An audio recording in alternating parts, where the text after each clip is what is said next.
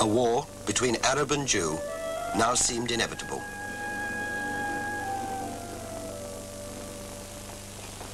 December 1947, Tel Aviv.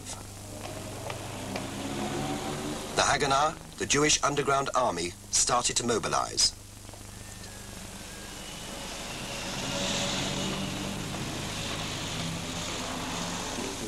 The Jews were short of weapons. They had some 15,000 rifles and several score of machine guns. In secret, they made their own and armor-plated their buses.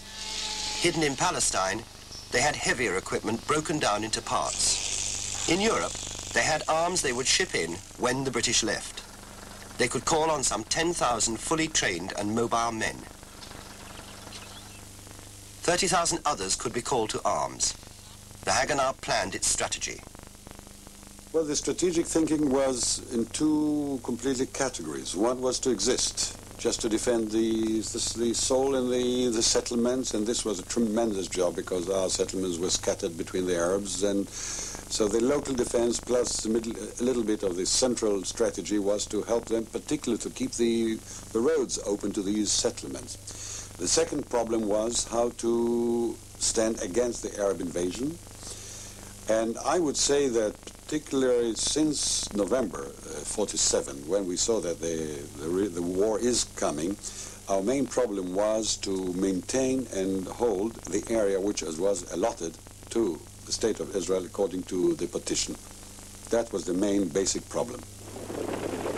The armies of the Arab countries totaled 15,000 men, the most professional in Jordan.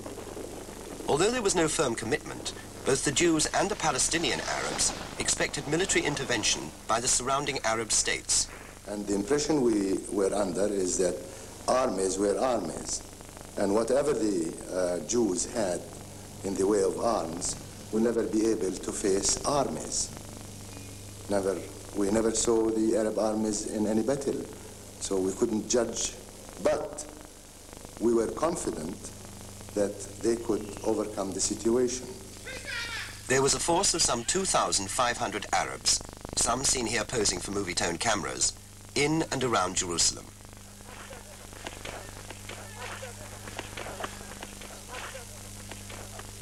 Elsewhere, the Arab Liberation Army, consisting of volunteers from neighboring Arab states, could marshal nearly 4,000 men, of whom a quarter were Palestinian.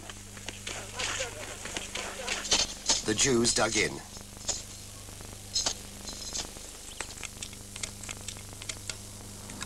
Palestine was an armed camp. I am aware of the unfortunate and deplorable incidents which have been occurring in Palestine recently. I am also aware of the fact that disorders of this kind... Another committee was in session discussing how to implement partition. It was now becoming clear to them, as it had been clear to the British, that it would require force. The British, as the rulers of Palestine, sent advisors. Its main recommendations, which were largely based, of course, on information which they got from us and from other sources, no doubt, was to the effect that it would be quite impossible for them to operate in Palestine and to carry out their task of implementing the partition proposal unless they were backed up first by a fairly large administrative staff and then, in addition, by a very large, one presumes, protective force. Well, we were not prepared to use force in the area. We were in a high state of demobilization by that time. By 1946, we did not have a single division in our Army or a single air group in our Air Force that could be rated ready for combat. Our defense budget had come down to $11 billion in the fiscal year 1947.